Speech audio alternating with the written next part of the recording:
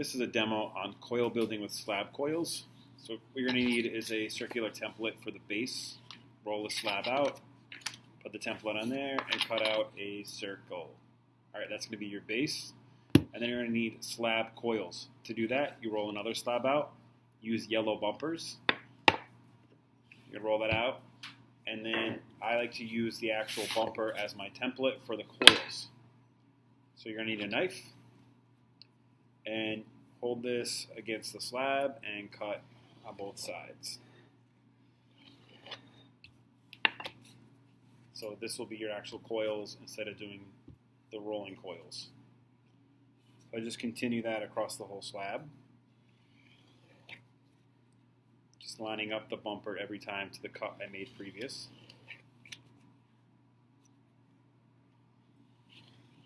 I recommend making them as you need them. If you do make them ahead of time, I wouldn't leave them sitting on your table. I would wrap them up in plastic. They will dry out. You do want these to stay flexible. So I have a bunch of coils and my base. So this is very similar to traditional coil building with rope coils. You start out with the base. I recommend building on the cloth so you can turn it easily.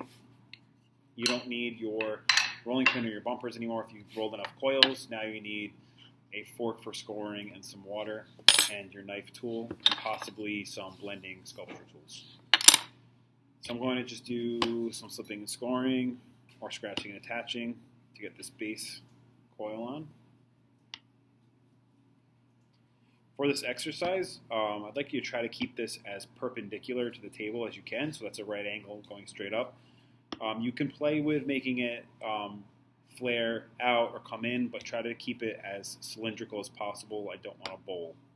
I want a vessel, some kind of vertical form. All right, so now that I've scored my base, I'm going to just cut the ends off of my coil to make them a little easier to apply, and then I'm going to hold my coil with the skinnier side facing up towards me, and I'm going to scratch and attach, slip and score that too.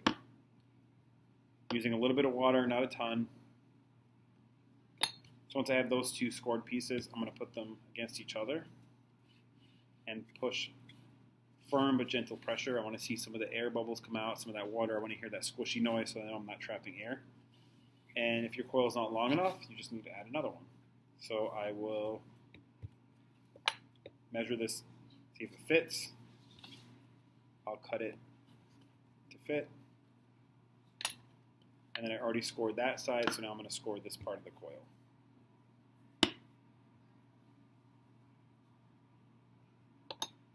And this is going to go on there like so. I have to trim a little more on this side and connect. Now I'm going to smooth over the outside coil to the base. I'm going to smooth my two coils together here. And then I'm also going to slowly, carefully smooth the inside ring here. And you saw me, I'm supporting it with my hand so that I'm pushing against my hand and not the empty air. And that's how you start to get a bowl. But if you support it with your opposite hand, you'll keep the shape more cylindrical and vertical. If you want this to be watertight, it's always a good idea to add a little extra clay to this bottom layer. So I like to make a little coil, traditional rope coil, and I'll use this to seal the wall to the floor. So this piece is going in between where the wall meets the floor. And I'm going to seal that on now. It gets harder to do as you move up the cylinder, so I'm going to do all these bottom parts while I can reach them easier. Just rolling little coils, and I'm putting them on this base. This is the only time I do this extra step. It's just in the bottom. That way I know I'm going to have a watertight vessel if I want to use this as a base.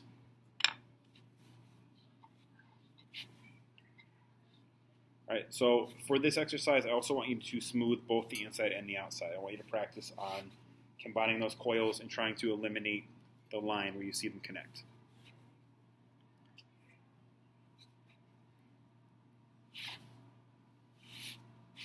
Alright, so now that I've smoothed the outside, and I smooth the inside, I'm going to start adding coils going up.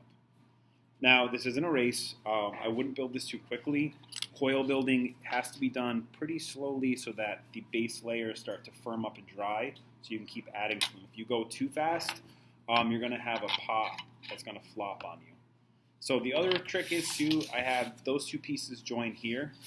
I want to not have that happen again in the same spot. So I'm going to make sure that this coil goes here. If you can roll longer coils, go for it. Then you don't have to do the double on each layer, but this works out just fine too.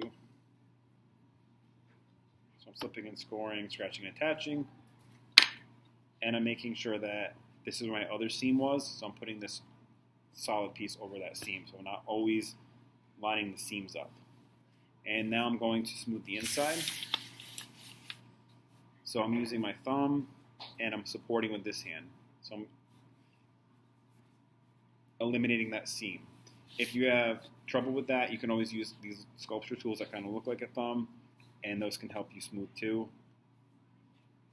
In there, if you can't reach, or if your nail's getting in the way, you just want to create a seal between the two coils and eliminate that seam. And I also want to go around the whole outside and do that here. I'm going to repeat again. It's much easier to do this as you go along than if I just plopped a bunch of coils on top of each other and then tried to smooth them over. It's going to be harder and harder to reach inside, and you also are going to have too wet of a cylinder if you move too quickly. So now I have that side done. I'm going to go to this side, and I'm going to measure. So I have more than I need, so I'm going to trim that away. Oops. Trim that away on that side. And then trim it away on this side. So it meets up. Then I'm going to slip and score again, or scratch and attach. In the beginning, you definitely want to make sure you're not flooding this with water and you're giving it time between layers, or it will start to collapse or turn into a bowl. The edges will want to flare out. If you work slowly and consistently enough, you're going to keep a nice vertical cylinder. So I'm pushing down, firm but gentle pressure, getting that air out and the extra water, and now I'm going to work at smoothing those edges out. So these have to come left to right. So I'm smoothing those out, and I'm smoothing this to here as I move up. And then when I do the inside, I'm making sure I'm supporting with my passive hand and using my dominant hand to smooth those coils over. And you just repeat this method. Try to get as high as you can on the next 2 days with the height. If you want to play around with the dimensions when you're building, if you want it to flare out purposely, you start to put the coils more towards the outside, and you can make it flare. If you want it to come in, you put the coils more towards the inside, you scratch and attach and pull the coil this way. That way you can start to get more of a tapered shape. You can even bring the shape back out, like an hourglass shape, or you can bring the whole thing up to one big flare. I just don't want to see it flaring out in the beginning. I don't want a bowl. I want you to try to get some kind of vertical shape. This is your practice, so if you make a mistake, you can start over. I would like you to try to get to 8 inches between Friday and when I see you again. I'm sorry, Thursday. When I see you again Monday, you'll have time to work on this. And make sure when you put it away that you're giving it not too much of a spray, but a nice even spray, and wrap it up tight for the weekend.